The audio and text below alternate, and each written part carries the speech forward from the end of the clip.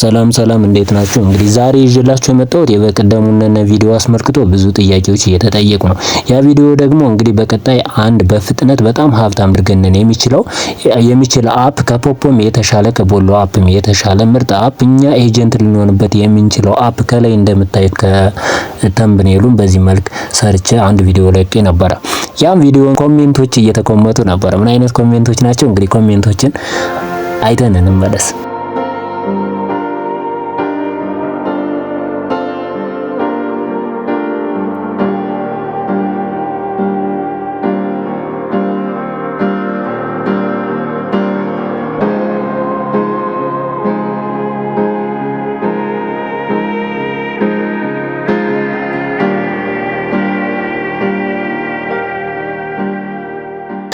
ከብዙ ባጭሩ እነዚህ ነበሩ ኮሜንቶቹ።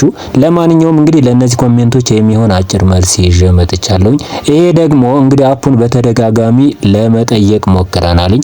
የአፑ ሁለት ችግሮች አሉ። እነዛን ችግሮች በቀደም አልነገርኩም። እነዛ ችግሮቹ ደግሞ የአፑ ምንድነው? አንደኛ አፑን ኢትዮጵያ ሪጅን መውረድ አይችልምና ያን ደግሞ እንዲስተካከል። ሁለተኛው ደግሞ አፑ ከወረደ በኋላ እንትን እንዲል ነው። የአፑ ከወረደ በኋላ ኮይን እንዲሰጡን ነው፣ ወይም ደግሞ እዚህ ሪጅን ላይ የሚሰራ ከሆነ በኋላ ኮይን እንዲሰራ።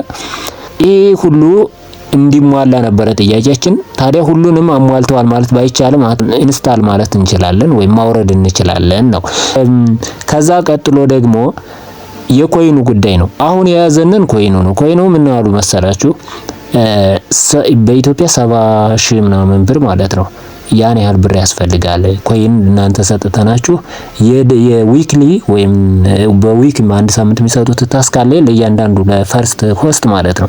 ያን ለማድረግ በዛ ልክ ነው። እንደዛ ካልሆነ ሁሉም የመጀመሪያውን ሰርቶ ይጠፋል የሚል ስጋት አላቸው ማለት ነው። ሶ እንደዛ ለማድረግ ደግሞ ይሄን አሁን 490 ኦር እንደዛ አይነት ገደማ ነው እንትኑ ማለት ነው ዶላሩ። ሶ በዚህ ይሄንን ሂሳብ ደግሞ ለመክፈል አትሊስት ወይ ሰብሰብ ማለት አለብን። እኔ ያለበለዚያ ደግሞ እኔ ራሴን ችዬ ለነዚህ ክፍያ መክፈል አለብኝ ማለት ነው አፑ ለማምጣት።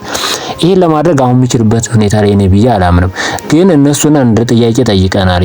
ጓደኞችን ድጋጋሚ አድርጌያለሁ። ምክንያቱም የሰዎች መብዛት የምንጠይቀው መብዛት መልካም ስለሆነ፣ ግን በዋናነት እኔን እየመለሱልኝ ይገኛል። ሁላችንም ትዊት እያደረግን ነው እና ያሉትኝ እነሱ አፑንን እንደዛ ካላችሁ ማለት ኮይን ማትገዙ ከሆነ አትሊስት የተወሰነ ቆዩ፣ የማርኬቱን ጉዳይ በደንብ አይተን ስቴብል እንትን ወደሱ ኤክስፓንድ እንድናደርገው ማርኬቱ ጠብቁን ብለዋል። ቅርብ ቀን እንትን ይለቁልናል ብዬ አስባለሁኝ።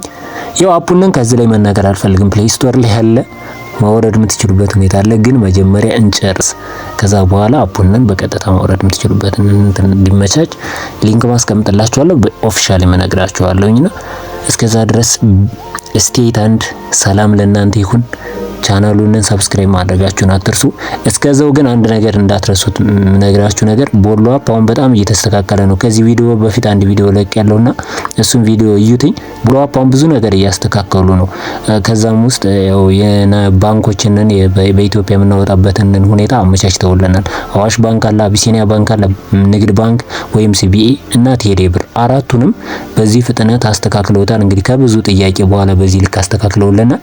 አሁን ይሄንን መጠቀም አለባችሁ። እስከዛው ከሙታፑን ለማለት ነው። ሰላም ለእናንተ ይሁን ባይ